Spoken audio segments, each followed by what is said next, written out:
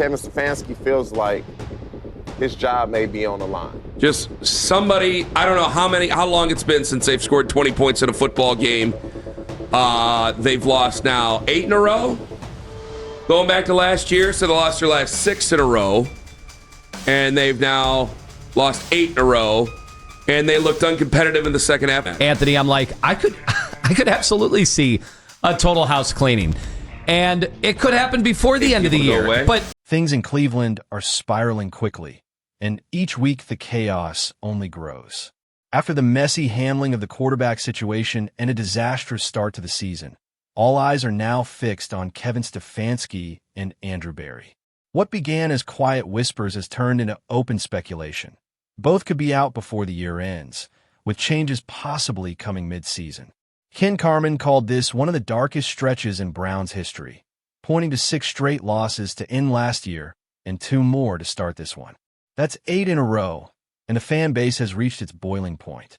Anthony Lima added that the writing is already on the wall. If Stefanski and Berry don't stop the bleeding soon, ownership may have no choice but to clean house and reset the franchise in the middle of the season. 50-0, and that's the way it felt.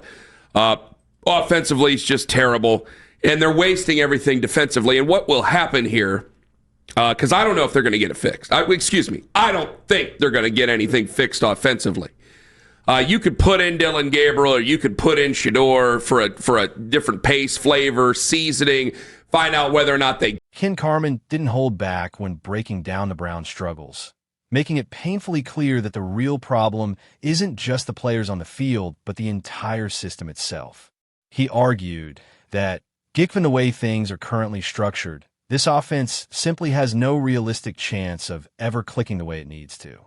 Until significant and fundamental changes are made, Carman believes success will remain out of reach, no matter how much talent they try to plug into the roster. He admitted that bringing in a young quarterback like Shedeur Sanders or Dylan Gabriel might provide an immediate spark with their arm talent and athleticism. Fresh blood, after all, can energize a stagnant unit.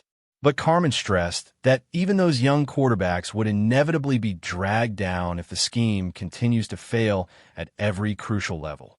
His warning was blunt, and it carried weight. If the losses keep piling up, Kevin Stefanski will be the one to pay the ultimate price.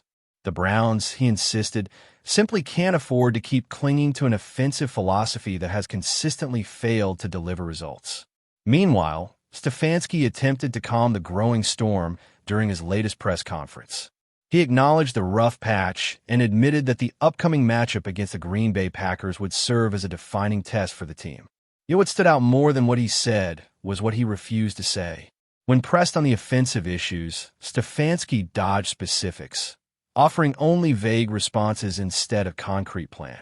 That silence left reporters, fans, and even former players questioning whether he truly has any real answers to fix the glaring problems now holding the Browns back. So it's a great challenge for our football team, and it's one of those that we understand what we need to do, but it's one that is going to be a great challenge where you have to be prepared. You have to work really hard this week to understand this team, being that they're an NFC North team and a different opponent in that regard. So have to understand. Mary Kay Cabot also weighed in, underlining just how badly things have unraveled for the Browns in such a short span of time. She broke it down simply. The organization entered this season with 3 clear objectives: build an elite defense, develop their quarterbacks, and get the offense to finally operate with rhythm and consistency. Out of those 3, only one has truly taken shape: the defense. The other 2, especially anything tied to the offensive side of the ball, have been nothing short of a major disappointment. Cabot cautioned that if this downward slide continues unchecked, the Browns will eventually be forced into making sweeping, top-level changes. That wouldn't just mean swapping a coordinator or tinkering with a playbook. It could point to a full-scale shakeup in leadership and a reset of the franchise's direction altogether. She also raised sharp concerns about the Browns' preparation leading into the season. One major question she put forward: why wasn't Joe Flacco given more time to build chemistry with his receivers, particularly Jerry Jeudy and Cedric Tillman? The lack of reps has already been costly. Miscommunications and blown assignments have shown up far too often, killing drives and leaving points off the board. Cabot stressed that for this offense to work at any level, the quarterback and his weapons have to be in complete sync. Right now, though, that connection simply isn't there, and it remains one of the biggest reasons why the Browns' offense looks so broken. I think that they were going to play good defense this year, run the ball, and then try to get good, clean quarterback play. Only one of those three things has happened so far, and that's the really good defense. Now they've got to get the offense up and running. And so far, we haven't seen the timing and the consistency yet between Joe and Jerry Jeudy, Joe and Cedric Tillman. He was 2 of 7 targets in this past game. He was stumbling and falling down. So we just haven't seen that yet. And Joe, I don't think he had enough time on task in preseason with these guys. It happened in the final 2 weeks of camp, but that's certainly not enough. Mary Kay Cabot pushed her criticism even further, suggesting that Kevin Stefanski and Andrew Berry may have committed a major blunder by orchestrating a 4-way quarterback competition heading into the season. According to her, this approach not only failed to identify a true leader under center, but it also prevented any single quarterback from developing the rhythm and consistency required to command the offense. Instead of building momentum, the unit was left fragmented, uncertain, and without direction. That lack of stability, she argued, has taken a heavy toll on the Browns' overall performance. Cabot emphasized that this should have been a lesson already learned by the front office, given how often quarterback instability has plagued the franchise in the past. Yet somehow, the same mistake was repeated, and unless it's corrected quickly, she warned, this misstep could cost both the head coach and the general manager their jobs in Cleveland. Her point rings true because the Browns' quarterback situation has been nothing short of chaotic. First, the team traded away Kenny Pickett, only to bring in a replacement who was released almost as quickly as he arrived. Then, another short-term option was signed, adding to the confusion. Meanwhile, promising young talents like Shadur Sanders and Dylan Gabriel remain stuck waiting in the wings, unable to carve out a steady role. This constant turnover hasn't only disrupted the offense, it has rattled the entire locker room, leaving the most critical position in football without the stability it desperately needs. Now, the situation appears to be teetering on the edge of something even more dramatic. Reports are surfacing that Shadur Sanders is seriously weighing the idea of leaving Cleveland altogether. The timing is notable. The Cincinnati Bengals, who started the season 2-0, suddenly find themselves without Joe Burrow due to injury. Their quarterback situation is unsettled, and rumors suggest they could view Shadur as a viable solution. Given the turmoil in Cleveland, it isn't hard to imagine why Sanders might consider the move.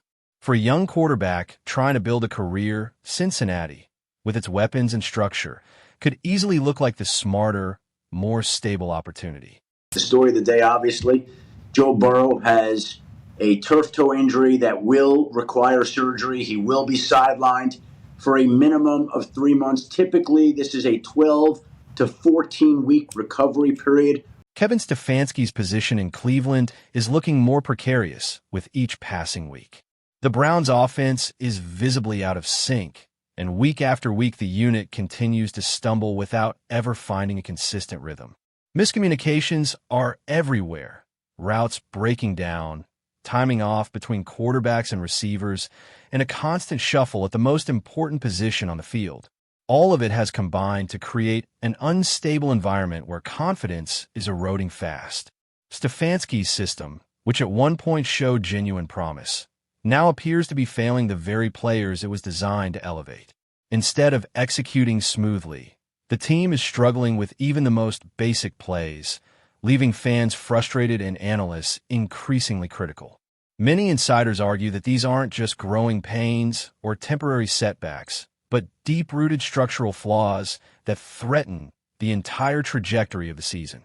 With losses piling up and no obvious solutions in sight, the pressure on Stefanski is intensifying by the day. Every stall drive, every wasted possession adds another layer of scrutiny. And the truth is, the front office is unlikely to remain patient much longer. If this downward trend doesn't reverse soon, Stefanski could very well find himself out of a job, ending his tenure in Cleveland far sooner than anyone expected. The situation is no longer just about a rough start. It has become a genuine crossroads for both Stefanski and the franchise. The Browns' leadership now faces difficult decisions about the direction of the team. For Stefanski, the stakes could not be higher. So what do you think? Does Kevin Stefanski still have what it takes to steady this offense and engineer a turnaround? Or has the clock already run out on his time in Cleveland? Could a complete shakeup at the top be the only way forward? Or should the front office gamble on patience and give him one last chance? With the quarterback carousel only adding to the uncertainty, how much of the blame truly falls on Stefanski? And how much belongs to the roster around him? Let us know your thoughts. Does Cleveland need a fresh start? Or should they stick with Stefanski and hope he can finally deliver the breakthrough fans have been waiting for?